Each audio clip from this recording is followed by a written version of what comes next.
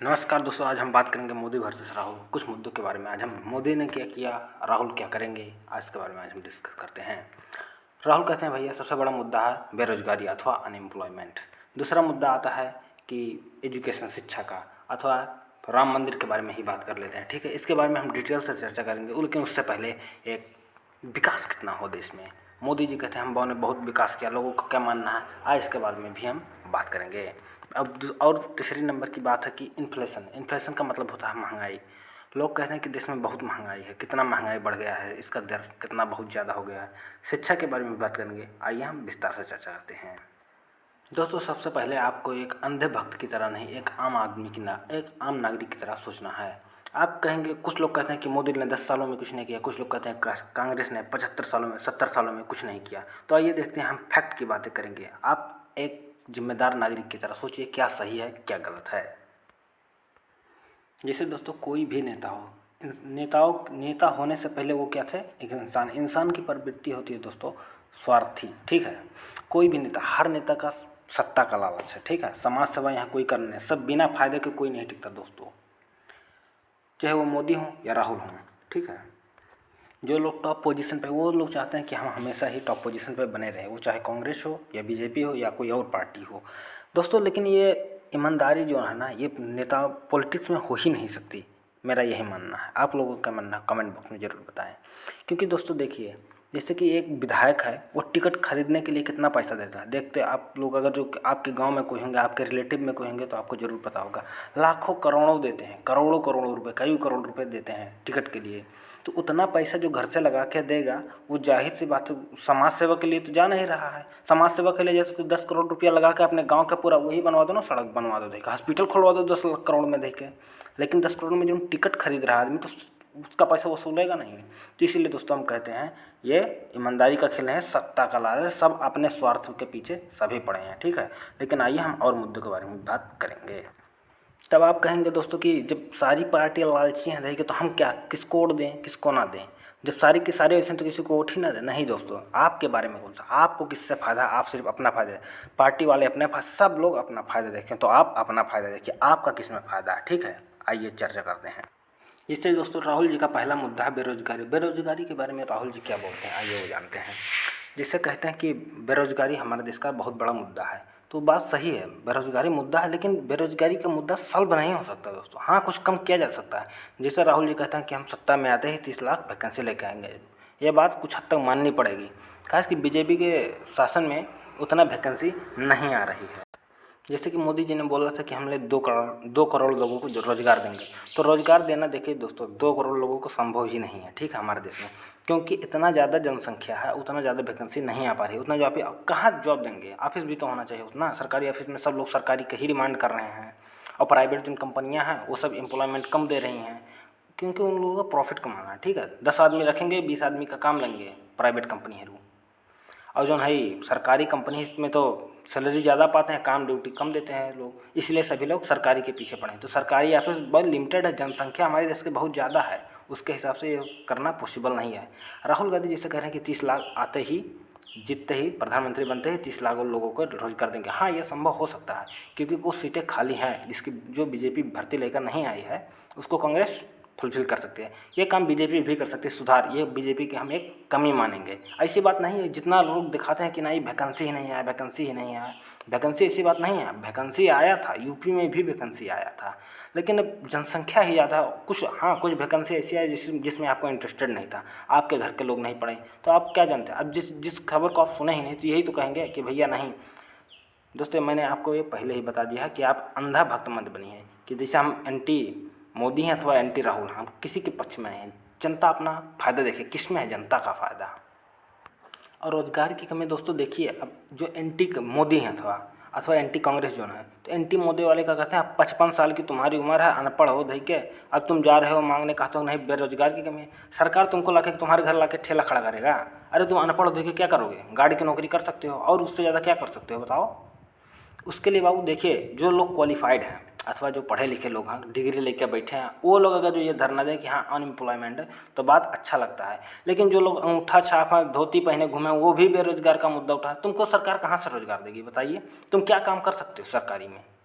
हाँ, तुम जो कर लेने लायक हो वो करो ना, उसमें भी कंपटीशन है। तुमसे बेहतर अगर जो कोई और तीसरा आदमी कर सकते तो तुमको हम काहे लेंगे।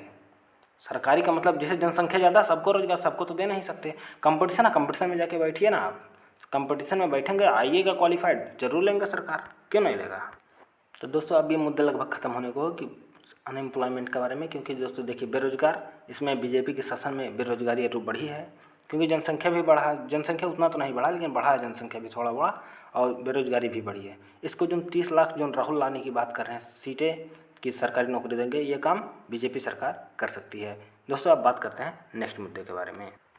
दोस्तों हमारा अगला मुद्दा है राम मंदिर।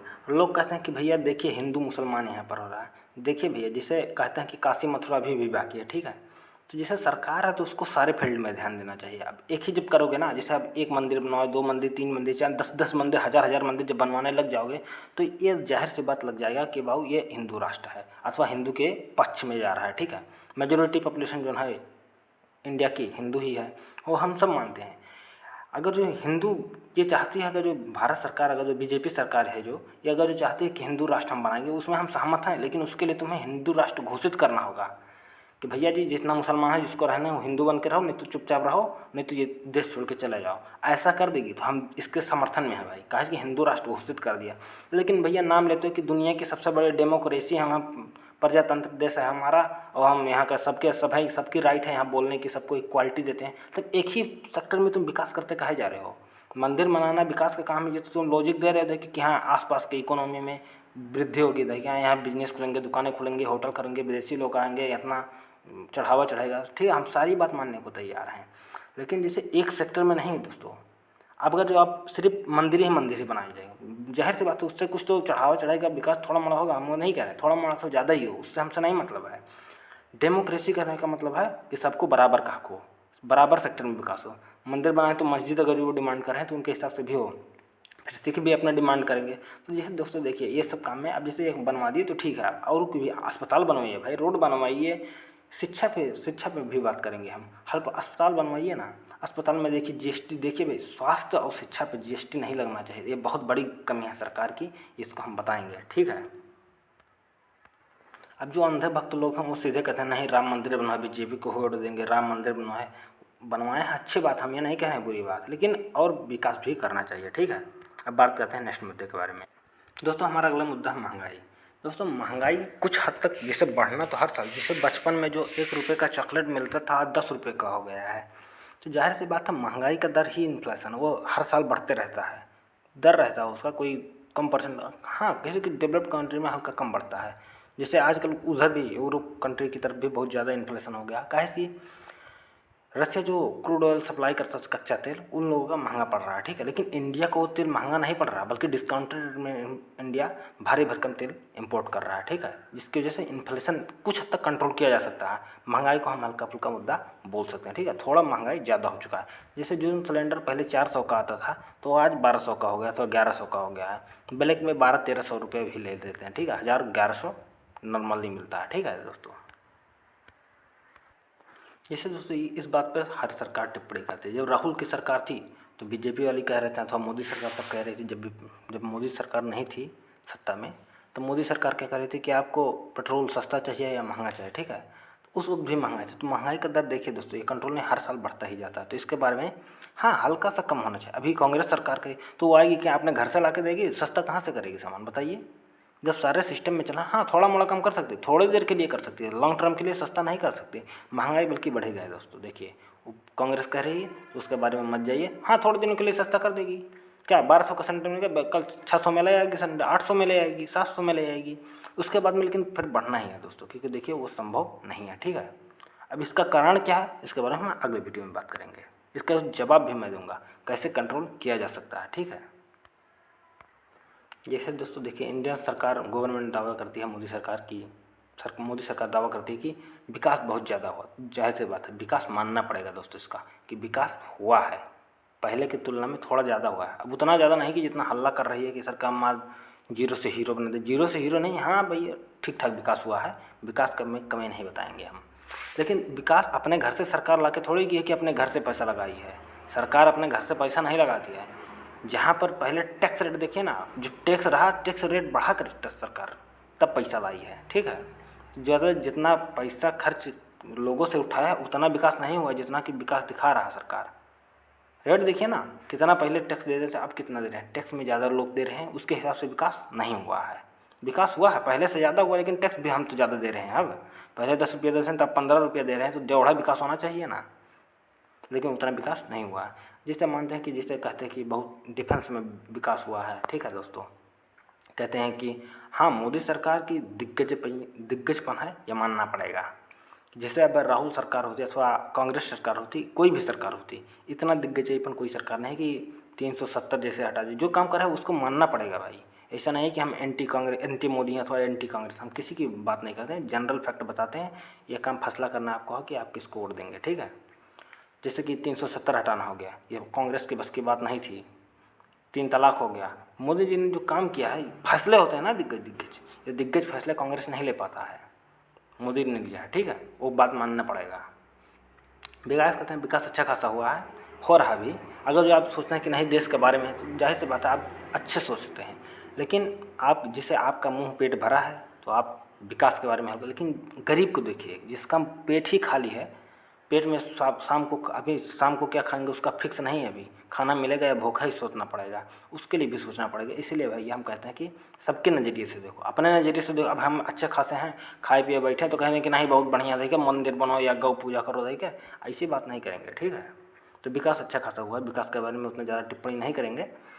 लेकिन हाँ, थोड़ा सा टैक्स जो है घटाना चाहिए, टैक्स के हिसाब से नहीं हुआ। भ्रष्टाचार तो देखिए हर सिस्टम में है, वो कंट्रोल ना हुआ था ना होगा, उसका संभव इलाज नहीं है। अब आप कोई इलाज देना चाहें तो कमेंट बॉक्स में दे सकते हैं, उसके बारे में हम अलग से वीडियो बनाएंगे, ठीक है दोस्तों। हमारे देश में जो सबसे ज़्यादा विकास हुआ है इंफ्रास्ट्रक्चर अथवा रोड में सबसे ज़्यादा विकास हुआ है। अब अगला टॉपिक की बात करते हैं शिक्षा के बारे में, ठीक है दोस्तों। देखिए ये मोदी सरकार ने सबसे गलत काम कर दिया, शिक्षा पर टैक्स लगा दिया है। जैसे लोगों का शिक्षित होना बहुत ज़रूरी है। हम चाहते हैं कि हर घर में शिक्षित बच्चे हों, ठीक है, क्योंकि शिक्षा ही परिवर्तन कर सकता है समाज को।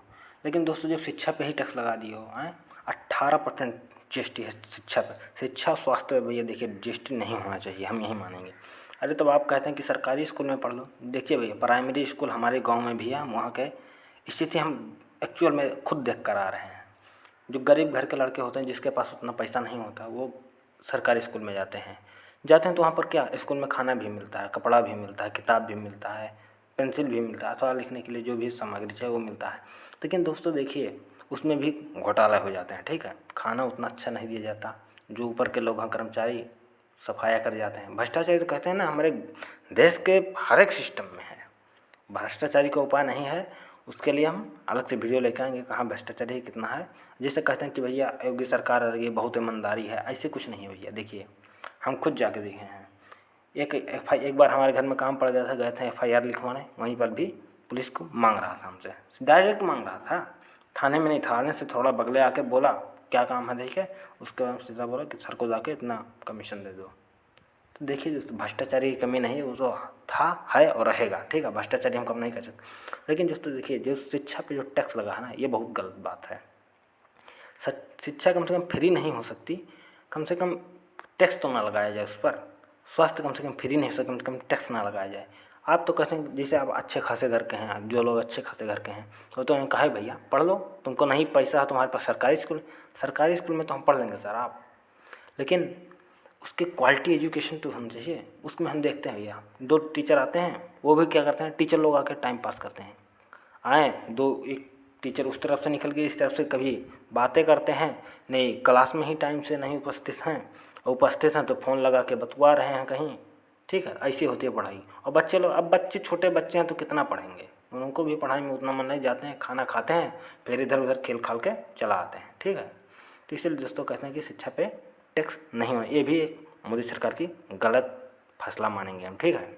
और आगे भी बात करते हैं नेक्स्ट टॉपिक के बारे में। जैसे कि दोस्तों कुछ लोग कहते हैं कि अगर जो राहुल गांधी आ गया अथवा कांग्रेस की सरकार आई तो आधा हिंदुस्तान पाकिस्तान में मिल जाएगा, ठीक है।